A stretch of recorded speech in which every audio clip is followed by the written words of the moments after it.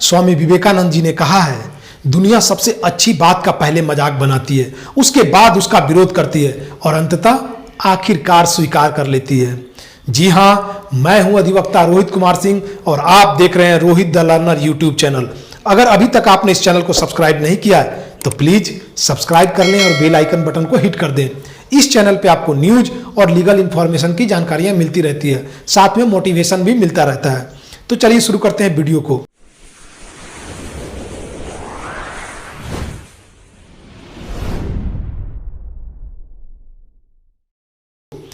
आज मैं आपको एक ऐसे शख्सियत के बारे में बताने वाला हूं जो भारत के आध्यात्मिक गुरु हैं और युवाओं के आदर्श हैं, आइडियल हैं।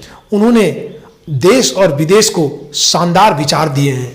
जब पहली बार उन्होंने 1893 शिकागो धर्म सम्मेलन में उन्होंने कहा, मेरे प्यारे अमेरिकी भाइयों और बहनों, तो लोग अस्तबद्ध रह गए।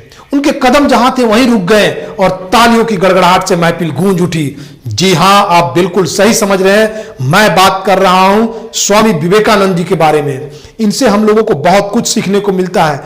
तो आज इनके कोट के बारे में हम चर्चा करेंगे। इनका जन्म 12 जनवरी 1863 को कोलकाता में हुआ था और 1902 4 जुलाई को ये हम लोगों को अलविदा कह दिए थे, समाधिस्थ हो गए थे। तो इन्होंने मात्र 39 वर्ष में हम लोगों को शानदार विचार दिया है, हम लोगों को आध्यात्मिक और भौतिक उन्नति करने के रास्ते दिखाए हैं। तो इनके बारे में हम बात करेंगे। इससे पहले आज 12 जनवरी 2022 है, तो आप लोगों को युवा दिवस की ढेर सारी बधाइयां, बहुत सारे शुभकामनाएं। स्वामी विवेकानंद जी का पहला कोट है जो मैं अभी आपको बताने वाला हूं कि इंसान के अंदर दया का भाव होना चाहिए।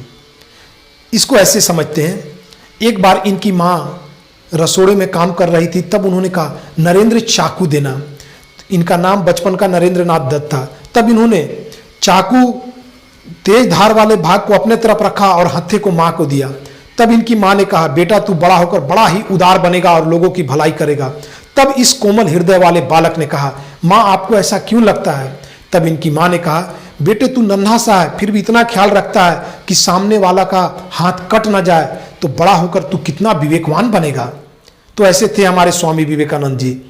इन्होंने कहा है कि target on your, focus on your target, लक्ष्य पर ध्यान रखो। इसको भी एक कहानी के माध्यम से समझते हैं। एक बार एक युवक इनके पास आया और कहने लगा कि स्वामी जी मैं बहुत परेशान हूँ, हैरान हूँ, मेरी जॉब नहीं लग रही है, मैं क्या करूँ, मुझे कुछ समझ में नहीं आ रहा है। तब इन्होंने सामने कुत्ते की ओर इशारा करके कहा कि ये कुत्ता है, इसे जा करके टहला करके लाओ। जब वह युवक उस कुत्ते को टहला करके लाया, तब स्वामी जी ने कहा, ये कुत्ता हाँफ रहा है। तब उस युवक ने कहा कि स्वामी जी मैं तो रास्ते पर इसे टहला रहा था, लेकिन ये कभी इधर जाता, कभी उधर जाता और कभी इधर सूंघता, कभी उधर सूंघता और इस तरह से यह थक गया, लेकिन मैं रास्ते पर था तो नहीं थका। तब स्वामी जी ने कहा कि यही तुम्हारा उत्तर है, थोड़ा ये कर लूं, थोड़ा वो पालूं, थोड़ी ये डिग्री कर लूं। इस तरीके से हम सोचते रहते हैं, करते रहते हैं और अपनी शक्ति को क्षीण कर देते हैं।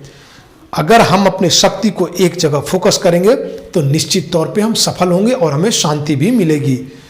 नेक्स्ट आता है, इन्होंने कहा कि स्त्रियों का सम्मान करो। इसको भी एक वाक्य से समझते हैं। जब ये देश विदेश में अपने देश की संस्कृति फैला रहे थे, डंका बजा रहे थे, तब एक युवती इन पे मोहित हो गई और प्रभावित होकर के उन्होंने कहा कि मैं स्वामी जी आपसे शादी करना चाहती हूँ। स्वामी जी ने कहा क्यों, मैं तो सन्यासी हूँ।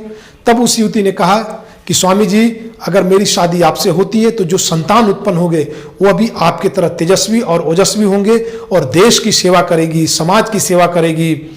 तब स्वामी जी ने कहा कि माता आज से तू मुझे अपना पुत्र समझ और बता मैं अब क्या करूं। तो आप समझ सकते हैं कि स्त्रियों का सम्मान इन्होंने किस तरह से किया। उसी दौरान जब विदेश में ये धर्म सम्मेलन कर रहे थे, तब एक पत्रकार ने, अमेरिकी पत्रकार ने इनसे पूछा कि ये सिर पर आपने पगड़ी क्यों पहना है? तब स्वामी जी ने कहा कि ये हमारे देश की संस्कृति की पहचान है। तब तुरंत पत्रकार ने कहा फिर पैरों में तुमने अमेरिकी बूट क्यों पहने हैं? वह भी अपने देश की पहनो। तब स्वामी विवेकानंद जी ने कहा कि हमारे देश की संस्कृति योग प्रधान है जिसे मैं सिर पे रखता हूं, और तुम्हारे देश की संस्कृति भोग प्रधान है जिसे मैं पैरों तले रखता हूं। क्या थे हमारे स्वामी विवेकानंद जी, और आज हमारे देश के युवक विदेश से प्रभावित हो रहे हैं। यह सोचने वाली बात है। एक बात इन्होंने और कही कि अपने मेंटोर, अपने गुरु का सम्मान करो।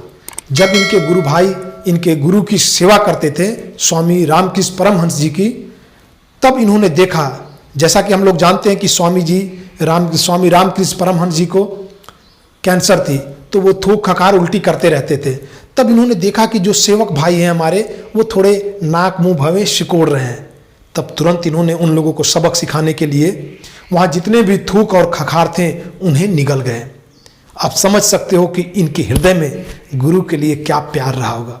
कुछ पाने के लिए कुछ देना पड़ता है, अरे समर्पण ही हो जाओ गुरु के प्रति तो बहुत कुछ मिलेगा। तो ऐसे थे हमारे स्वामी विवेकानंद जी। इनकी कितनी किस्सा बताई जाए, इन्होंने क्या नहीं दिया है हमें भौतिक जगत में और आध्यात्मिक जगत में उन्नत करने के कई रास्ते। तो मैं एक गीत के माध्यम से आपको कुछ डेडिकेट करना चाहता हूं।